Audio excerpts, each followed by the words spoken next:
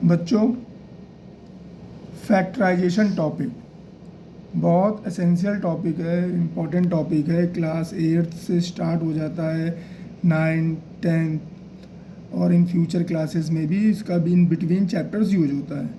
Factorisation class 8 में इसका starting है, the process of writing a given algebraic expression as the product of 2 और मोर factors. इसका मतलब ये है कि जो हमारा एल्जेब्रिक एक्सप्रेशन होगा, गिवन एल्जेब्रिक एक्सप्रेशन, उसको हमें मल्टीपल्स में ब्रेक करना है, फैक्टर्स में लिखना है। उसके लिए हमने कई स्टेप्स मैंने डिफाइन करी हैं।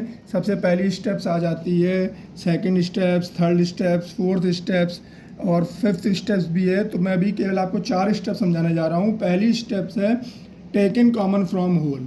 जो भी क्वेश्चन होगा, सबसे पहली उसकी स्टेप्स, पहली सीढ़ी है कि पूरे क्वेश्चन में से हमें होल कॉमन ढूंढना है। कॉमन मतलब हाईएस्ट कॉमन फैक्टर।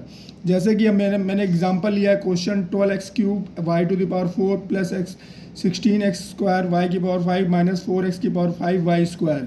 इसमें से न्यूमेरिक जो नंबर्स हैं वो 12 है, 16 है, 4। हमें एक 12, 16, 4 का हाईएस्ट कॉमन फैक्टर ढूंढना है, वो है 4। और अलजेब्रिक जो यूज़ हो रहे हैं उसमें x और y सभी में होना चाहिए। सबसे इंपॉर्टेंट बात है, जो हम कॉमन देख रहे हैं वो सब में होना चाहिए। तो x सभी में है। अब हमारे पास x की पावर तीनों टर्म में अलग अलग है, x³ है, x² है, x⁴ 5 है। तो इसमें मिनिमम पावर है x² और y की पावर में सबसे मिनिमम पावर है y²। तो यही हमारा हुआ HCF, 4x² y²। इसको जब हम कॉमन लेंगे तो कॉमन लेने के बाद हम इसका एवरी टर्म में डिवाइड करते हैं, जो कि हमको शो करने की जरूरत नहीं होती है, अपना माइंड में कैलकुलेट करते हैं कि जब 4x² y² को जब इसमें डिवाइड करेंगे फर्स्ट टर्म में, तो इसमें से डिवाइड होगा 3 आएगा, इसमें इसकी पावर 3 है, इसमें इसकी पावर 2 है, तो पावर आपस में सब्ट्रैक्ट हो जाती है डिवीजन में, तो ये 1 पावर आई। यहाँ y की पावर 4 है, यहाँ y² है, तो इसकी पावर सब्ट्रैक्ट होकर y² आएगा। सिमिलरली हम इसमें डिवाइड करेंगे, इसमें डिवाइड करेंगे। ये चीज़ हम शो नहीं करेंगे, डायरेक्ट हम लिख सकते हैं। फिर नेक्स्ट स्टेप आ रहा है हमारे बाय ग्रुपिंग द टर्म्स, यानी क्वेश्चन का नेक्स्ट स्टेज आ गया कि जब क्वेश्चन में होल में से कॉमन नहीं हो रहा होगा तो हम देखेंगे क्या ग्रुप में से कॉमन हो रहा है। जैसे मैंने एग्जांपल लिया a² minus b plus ab minus a। तो इसमें a² माइनस b में से कुछ कॉमन नहीं हो रहा है, क्योंकि ना इसमें दोनों में कॉमन कुछ भी नहीं है, इन दोनों में कॉमन a है। लेकिन मैं बताऊंगा अभी कि मैंने इन दोनों में से कॉमन क्यों नहीं किया, क्योंकि हमें ग्रुपिंग में जब कॉमन करना होता है तो हमने ग्रुप बनाया a² plus ab minus b minus a। जब हम इन दोनों ग्रुपिंग में से कॉमन करेंगे तो हमारा जो ब्रैकेट के अंदर वाला मटेरियल है वो दोनों में सेम होना चाहिए। अगर हम ऊपर में से a कॉमन कर लेते तो यहाँ से तो कॉमन हो नहीं रहा था, तो हम इसलिए हमने इसमें से कॉमन नहीं लिया। अब हम अगली स्टेप में आज अपने ग्रुप बना लिया, तो पहले वाले ग्रुप में से कॉमन हो रहा है a, मैंने बता दिया कैसे कॉमन लेते हैं। फिर सेकंड ग्रुप में जो कॉमन हो रहा है -1। याद रखें, जब माइनस कॉमन करेंगे तो अंदर के साइन चेंज होंगे। रीज़न वही है कि जब माइनस कॉमन कर रहे हैं, -1 कॉमन कर रहे हैं, उसका एवरी टर्म में डिवाइड हो रहा है, तो माइनस में जब इसमें डिवाइड होगा तो पॉजिटिव नंबर देगा, ये भी पॉजिटिव नंबर देगा। तो अब दोनों ब्रैकेट हमारे सेम हो गए। ये दोनों ब्रैकेट सेम होना बहुत ज़रूरी है, क्योंकि तभी फर्दर कॉमन हो पाएगा। अगर अभी फर्दर कॉमन नहीं हो पाएगा तो इसका मतलब हम गलत रास्ते पे जा रहे हैं। फिर हम नया ग्रुप लगा के चेंज करेंगे। थर्ड स्टेप आती है हमारी a² माइनस b², मतलब ऐसा क्वेश्चन जिसमें केवल 2 टर्म हो और बीच में माइनस का साइन हो और दोनों का स्क्वायर बन रहा हो। तो उसका फॉर्मूला होता है a² minus b² is equal to a माइनस b a प्लस b। इसमें मैंने एग्जांपल लिया 3x⁴ माइनस 243x। इसमें सब अच्छा ऐसा नहीं है कि हम a² माइनस b² के मेथड पढ़ रहे हैं तो हमें अपने जो ऊपर के पहला स्टेप है, दूसरा स्टेप है, उसको इग्नोर करना है।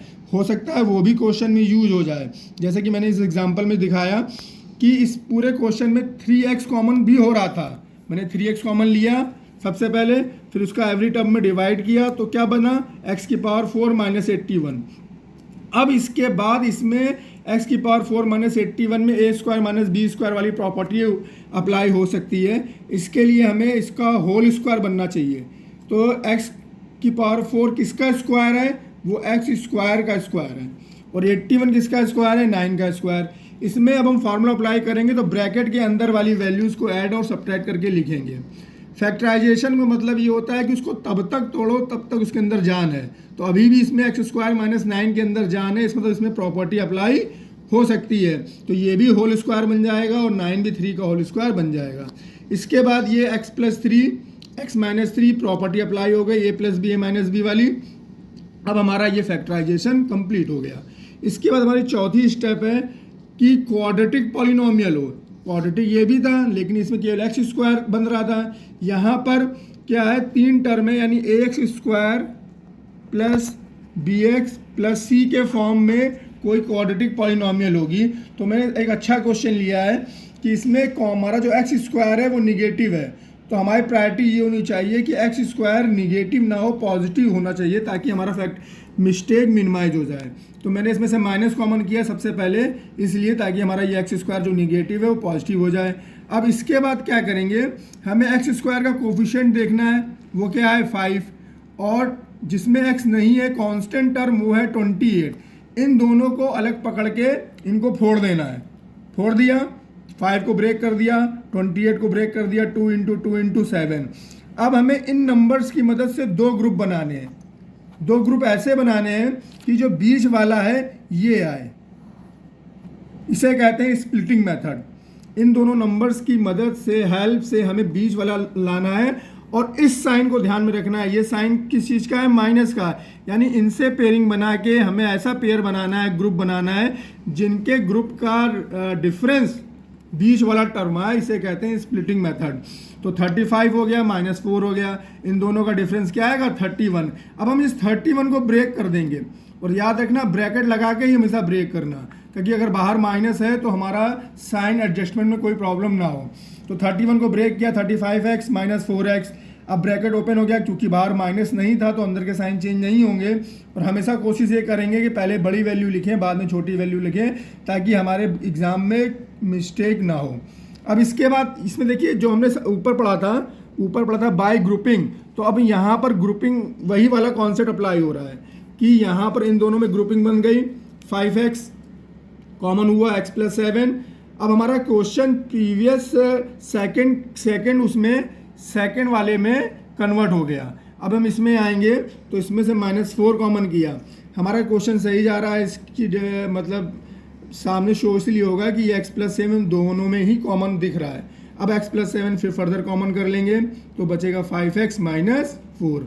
तो ये क्वाड्रेटिक पॉलिनोमियल तक मैंने इस वीडियो में समझाया है। इसके बाद क्यूबिक भी आता है, बाय क्वाड्रेटिक भी आता है, और भी सारे अलजेब्रिक एक्सप्रेशन आते हैं, उसको मैं आगे फर्दर वीडियो में डिफाइन करूँगा। तो आप इसको प्रैक्टिस करना, फिर मैं एक एक करके सारे टॉपिक को भी अलग अलग डिफाइन करूँगा, उसके क्वेश्चन भी डिफाइन करूँगा। ठीक है बेटा, चलो अगर प्रैक्टिस करना, बाय।